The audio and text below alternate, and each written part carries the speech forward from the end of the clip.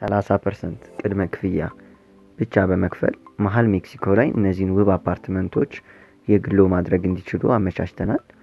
እንደምትመለከቱት ቤቶቹ በዚህ ሁኔታ ነው መጨረሻ ሲያልቁ ተጠናቀው የሚረከቡት።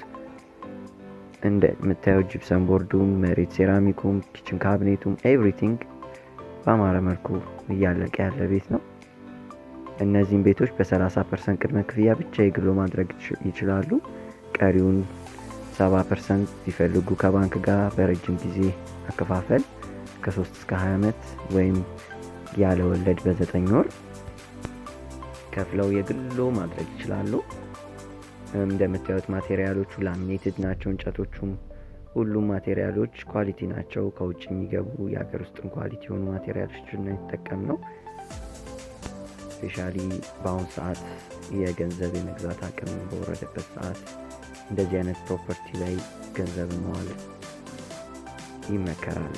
ኢንቨስተሮች ዓለማችን ላይ 90% የሆኑ ኢንቨስተሮች ሪል ስቴት ቢዝነስ ላይ ያለፉ ናቸው ጥናቶች እንደሚያሳዩት።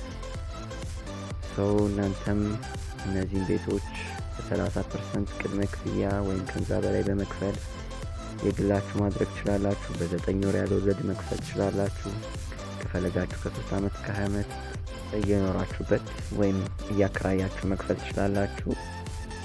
ይህ ህንፃ ከሚያጠቃልላቸው አሚኒቲዎች ውስጥ የከርሰ-ምድር ውሃ አለው። የራሱ አንደርግራውንድ ዋተር አለው። የውሃ ችግር አይኖርበትም። ሪዘርቪየር ታንከሮች አሉ። ከመብራት አንጻር ጄኔሬተሮች ወደ 4 ጄኔሬተር አለው።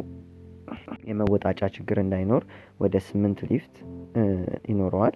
በዛው ላይ የንግድ ማዕከል አለው፣ ዘመናዊ ንግድ ማዕከል። በተጨማሪ በየፍሎሩ ላይ የቆሻሻ ማስወገጃ ጋርቤጅ ፊልተሮች ይኖራሉ።